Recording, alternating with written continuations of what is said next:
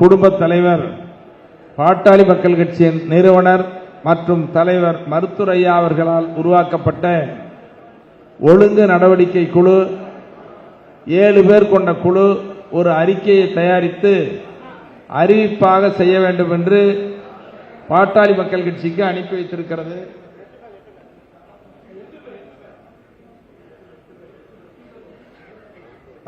ஏழு பேர் என்பது இப்பொழுது 8 பேராக ஐயா அவர்கள் உருவாக்கி இருக்கிறார்கள். அந்த 8 பேராலும் தயாரிக்கப்பட்ட ஒழுங்கு நடவடிக்கை குழு அறிக்கை இப்பொழுது உங்கள் முன்னாலே அறிவிப்பு செய்யப்படுகிறது.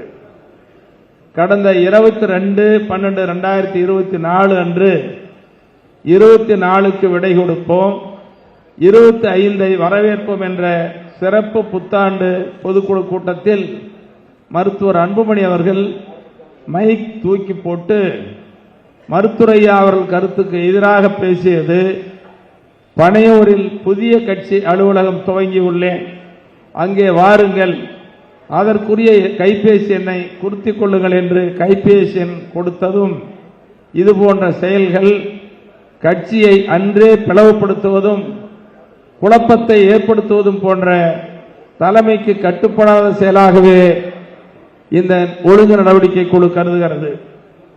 2 11/5/2025 அன்று மாமல்லபுரம் இளைஞர் பெருவிழா மாநாடு முடிந்த பின்னர் அடுத்து கட்சி வளர்ச்சி மற்றும் செயல்பாடுகளுக்காக 13/5/2025 அன்று தைலாபுரம் தோட்டத்தில் பாட்டாளி மக்கள் கட்சியின் மாவட்ட செயலாளர்கள் கூட்டம் நடக்கும் என்றும் அதில் மாவட்ட செயலாளர்கள் அனைவரும் கலந்து கொள்ள வேண்டும் என்றும் மருத்துவர் ஐயா அவர்கள் அறிவித்தார்கள். அதைத் தொடர்ந்து மருத்துவர் அன்புமணி அவர்கள் இரவு முழுவதும் மாவட்ட செயலாளர்களுக்கு கைபேசியில் தொடர்பு கொண்டு, நீங்கள் யாரும் தைலாபுரம் தோட்டத்திற்கு போகாதீர்கள், உங்களிடம் கையெழுத்து பெற்றுக்கொண்டு மருத்துவர் அன்புமணி ஆகிய என்னை கட்சியிலிருந்து மருத்துவர் ஐயா அவர்கள் நீக்கப் போகிறார் என பொய்யான செய்திகளை, வதந்திகளை சொல்லி மொத்தம் 108 மாவட்ட செயலாளர்களில் 100 பேரை தடுத்து நிறுத்தியது கட்சியை பிளவுபடுத்த திட்டமிட்டு செய்த தவறான கட்சி விரோத நடவடிக்கையாகவே இந்த ஒழுங்கு நடவடிக்கை குழு கருதுகிறது.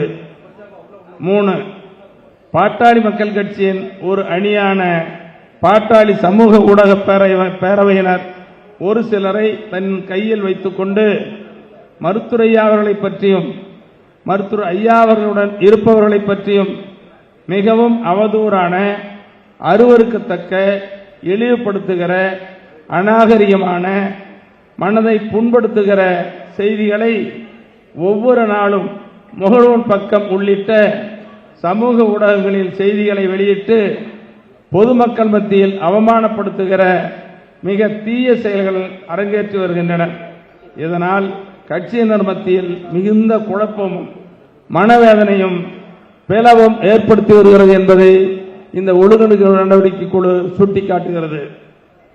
4 தமிழ்நாட்டில் மூத்தவர்களான ஆளுமை மிக்கவர்கள் மருத்துவர் ஐயா அவர்களிடமும் மருத்துவர் அன்புமணி அவர்களிடமும் சமரச பேச்சுவார்த்தை நடத்திய போது மருத்துவர் ஐயா அவர்கள் அதை ஏற்றுக்கொண்டு மதித்த நிலையில் மருத்துவர் அன்புமணி அவர்கள் பேச்சுவார்த்தையை ஏற்றுக்கொள்ளாமல் உதாசீனப்படுத்தியது. 5 மருத்துவர் ஐயா அவர்களின் தைலாபுரம் தோட்ட இல்லத்தில் இருக்கைக்கு அருகிலேயே ஒட்டுக்கேட்பு கருவி வைத்தது. 6 மருத்துவர் ஐயா அவர்களின் அனுமதி இல்லாமல், கலந்து ஆலோசிக்காமல் பொதுக்குழு என்ற பெயரில் ஒரு தனி நாற்காலி போட்டு துண்டு அணிவித்து படம் வைத்து அந்த கூட்டத்தில் புத்தி சுவாதீனம் இல்லாத சில விசமிகளை தூண்டிவிட்டு அந்த சிலரும் கடவுள் சிலை முன்பு நின்று கொண்டு கடவுளிடம் ஐயாவுக்கு நல்ல புத்தியை கொடு என்று மருத்துவர் ஐயா அவர்களை அவமானப்படுத்தும் விதமாக செய்த நடவடிக்கையை யாரும் ஏற்றுக்கொள்ள முடியாத ஒழுங்கீனமான, அநாகரிகமான செயலாக கருதப்படுகிறது. 7 கட்சியின் நிறுவனர் மற்றும் தலைவர் ஐயா அவர்களிடம் எவ்வித அனுமதியும் பெறாமல், தகவலும் தெரிவிக்காமல் தன்னிச்சையாக உரிமை மீட்க தலைமுறை காக்க என்னும் பெயரில் நடைபயணம் என்ற நடைபயணத்தை மேற்கொண்டு வருவது கபட நாடகமாகவே இந்த ஒழுங்கு நடவடிக்கை குழு கருதுகிறது.